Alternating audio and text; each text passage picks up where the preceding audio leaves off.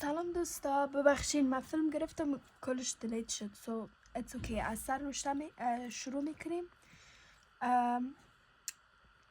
The student practice. این طرف بعد از اینجا کارخانگی بود. So امور یک جای میکنیم.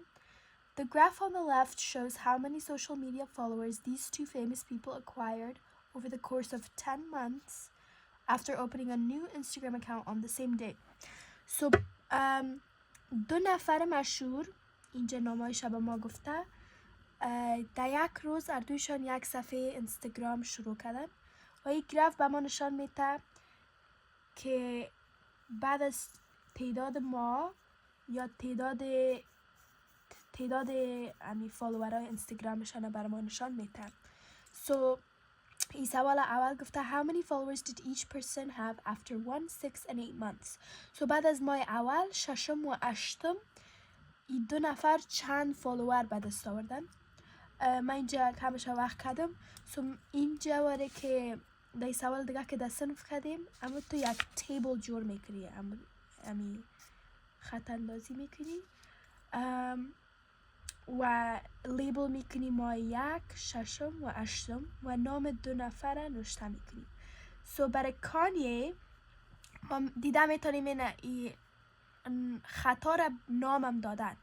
So کانیه وست بعد از یک ماه اینجا گرفتیم ما اینجا تعداد ما X است، تعداد فالوورها Y.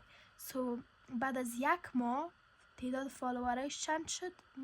ما اول دیدیم، بالا رفتیم دیدیم که در کجا جنگ میخوره این خط که ما کشیدیم و از این ماه اول و خط کانی وست که ببینیم در کجا در ماه اولی رسیده بود. در این اینجا بود و این خط در بین 400 و 600 بود.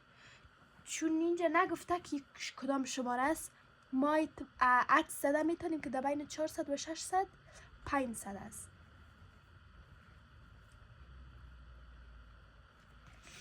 ببخشین من کمک مریض است دیگه.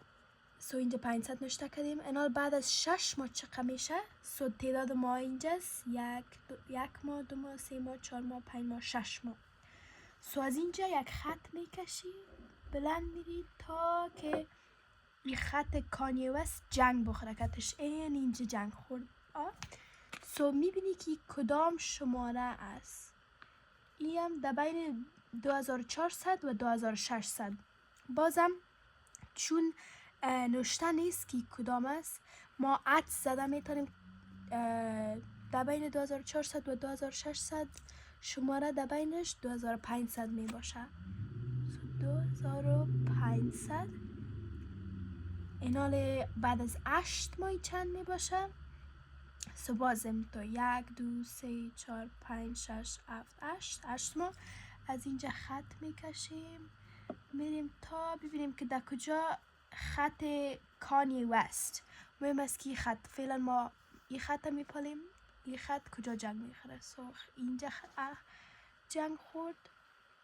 این در بین 3200 و 3400 است.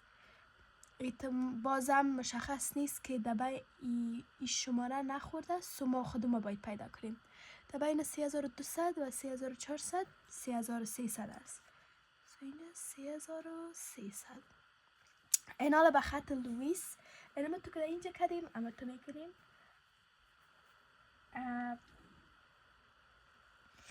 اول ببینیم در ماه اول. sorry guys ببخشین. so ماه اول لوئیس اینال اینی خط لوئیس است. so ماه اول میگیریم خط اندازی میکنیم که بعد از ماه اول در کجا جنگ خورد؟ اینجا جنگ خورده. این در بین 0 و 200 است اما نزدیکتر به 200 است. سو 100 می بود اما چون نزدیکتر به 200 است از 100 کده کمک بالاتر است.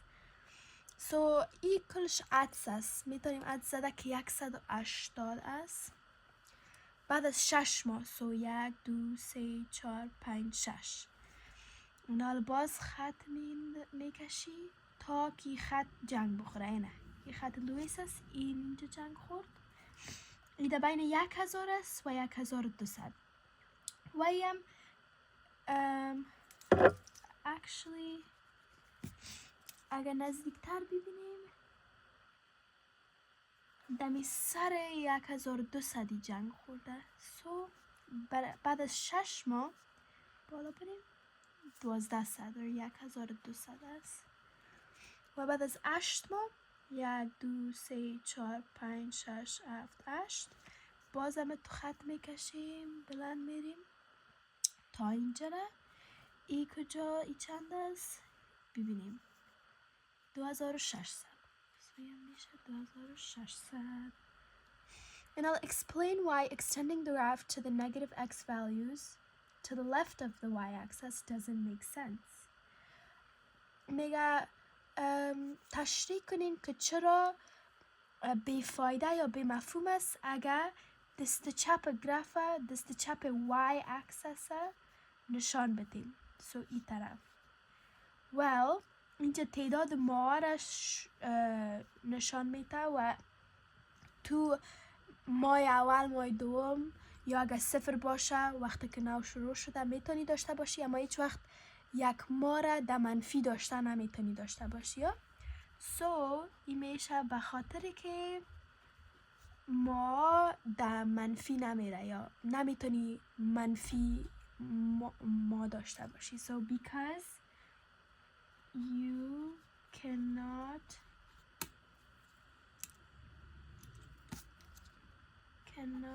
have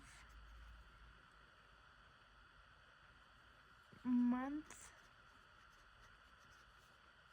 in negative numbers.